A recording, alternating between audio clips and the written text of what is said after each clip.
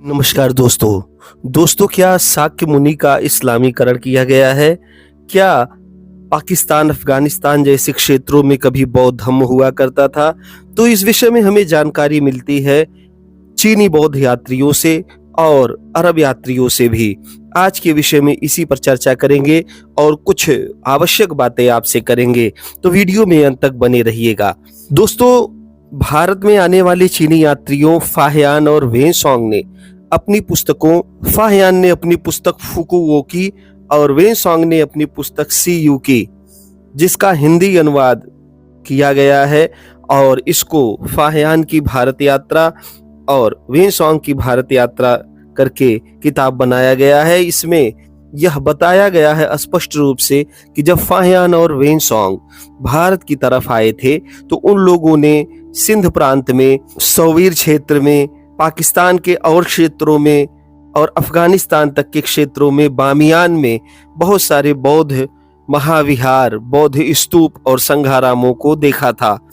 उन लोगों ने यह भी बताया कि घाटियों में भी तथागत बुद्ध से संबंधित प्रतीक चिन्हों को बनाया गया है, वहां बौद्ध भिक्षु रह रहे हैं। इसके अतिरिक्त हम यह भी देखते हैं कि बड़े बड़े स्तूप उस क्षेत्र से प्राप्त होते हैं।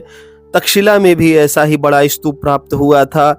इसके अतिरिक्त सिंधु सौवीर क्षेत्र में भी ऐसे स्तूप मिल जाया करते हैं। तो वो लोग जो बताते हैं कि वहां अनेकों स्तूप हैं, संघाराम है, बौद्ध विहार है, बल्ख, बैक्ट्रिया, बगीचा जैसे क्षेत्रों में भी इस प्रकार के स्तूप बनाए गए थे, संघाराम और महाविहार बनाए गए थे। आगे चल करके जब अरब यात्री इधर की तरफ आते हैं, उसमें अल-बिरूनी का नाम प्रमुख रूप से हम ले सकते हैं। अल-बिरूनी ने बताया है अपनी पुस्तक में किताब अल हिंद या तहकीके हिंद में, जिसे अल-बिरूनी की भारत यात्रा या भारत यात्रा वृत्तांत कह के हिंदी में प्रकाशित किया गया है, जिसको एडवर्ड सचो द्वारा सबसे पहली बार कंपाइल किया गया और उसका हिंदी में तर्जुमा या ट्रांसलेशन किया गया है, अनुवाद किया गया है। उसमें बताया गया है कि अल-बिरूनी स्पष्ट रूप से कहते हैं कि पहले अरब वाले क्षेत्र में बौद्ध धम्म हुआ करता था और बौद्ध धम्मावलंबियों को वहां से निष्कासित कर दिया गया था या भगा दिया गया था। इसके अतिरिक्त यदि हम बात करें कि शाक्य मुनि का इस्लामीकरण कैसे हुआ, तो मोहम्मद साहब के बाद खलीफाओं द्वारा इस्लाम का प्रचार प्रसार किया गया।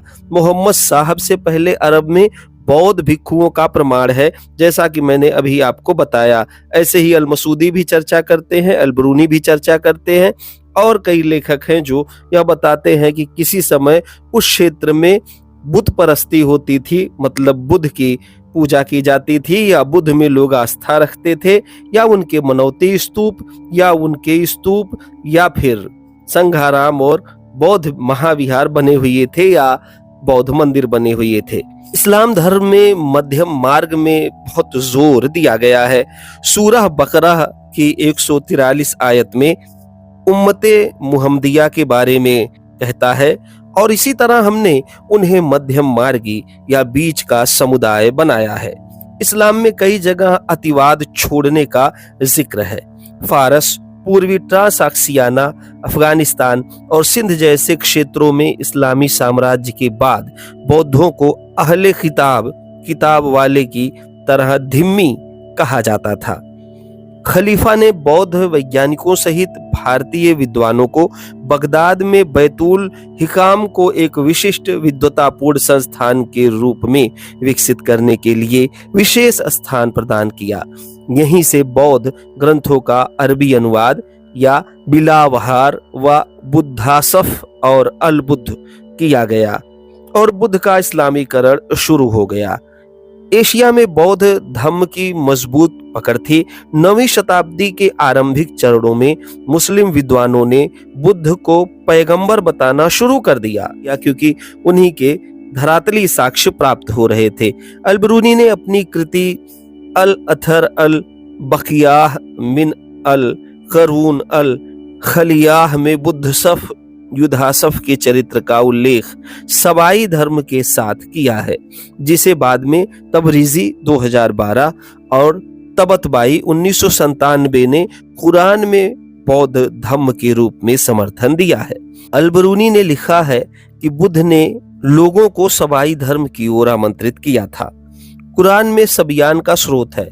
12वीं शताब्दी तक अल शहरस्तानी ने भी अपनी पुस्तक धर्म और पंथों की पुस्तक किताब अल मिलल व अल निहाल में बौद्ध धम्म के बारे में अल बिरूनी के विवरण को दोहराया। भगवान अर्थात तथागत बुद्ध के गुणों का जिक्र कर वह कहता है, बौद्ध संदर्भ में बुद्ध की तुलना खादिर अल खद्र से की जा सकती है, जो एक पौराणिक इस्लामी संत हैं जिनके अस्तित्व को मुसलमान स्वाभाविक मानते हैं।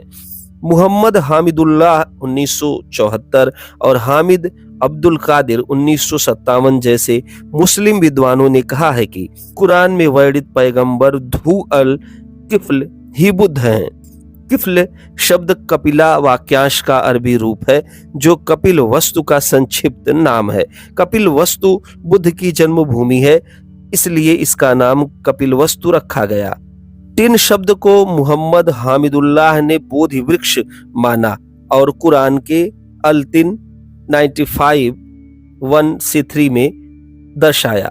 वैज्ञानिक तर्क के आधार पर इम्तियाज यूसुफ 2017 सुझाव देते हैं कि टिन बोधि वृक्ष को संदर्भित करता है, क्योंकि यह वृक्ष मध्य पूर्व की तुलना में भारतीय उपमहाद्वीप और इंडो चीन में अधिक पाया जाता है। H.O.K. रहमत 1984 ने पैगंबर मूसा को प्राप्त हुई ईश्वरीय वाणी का स्रोत देते हैं। बुद्ध के लिए प्रकाश प्रतीक का जिक्र करते हैं या लाइट ऑफ एशिया की तरह उनको बताते हैं। पेड़ के नीचे पैगंबरों को ज्ञान प्राप्ति का सिद्धांत बौद्ध धम्म से लिया गया बताया जाता है। सूरह अल बकरा के अनुसार निसंदेह जो लोग ईमान रखते हैं और जो यहूदी हैं और ईसाई हैं और सबाई हैं, सबाई धर्म को बुद्ध से संबंधित माना है। बौद्ध भिक्षु धर्म ग्रंथ रखते थे, इसलिए किताब वाले धिम्मी में शामिल किया, जो धम्म शब्द से जन्मा शब्द माना गया है। जब मूल स्थान से संस्कृति बाहर जाती है, स्थानीय परंपरा से मिश्रित हो जाती है। यही कारण ईश्वरवादी माहौल में अरबी स्रोतों के अनुसार बुद्ध को कहीं जिन, कहीं पैगंबर, अवतार, मानव जाति में दूत, स्वर्ग से आया हुआ ईश्वर, सृष्टिकर्ता आदि माना जाता है। तो इस तरीके से हम लोगों ने देखा कि अरब क्षेत्र में तथागत बुद्ध का इस्लामीकरण करते हुए, उनके समस्त नियमों को आत्मसात करते हुए जितने वहां के मुस्लिम विद्वान थे, उन्होंने तथागत को ही पैगंबर बताना शुरू कर दिया और सबाई धर्म के रूप में बौद्ध धर्म को आज भी वहां मान्यता प्राप्त है। और जिस तरीके से बौद्ध भिक्षु अपने क्रियाकलापों को किया करते थे, वैसे सबाई लोग किया करते हैं और मध्यम मार्गी माने जाते हैं। कई सारी चीजें कुरान में भी तथागत बुद्ध के धम्म से मिलती जुलती दिखाई देती हैं। इसीलिए बहुत सारे विद्वान यह मानते हैं कि शायद बौद्ध धम्म को हटा करके मुसलमानों ने वहां पर उन्हीं के नियमों को आत्मसात कर लिया था।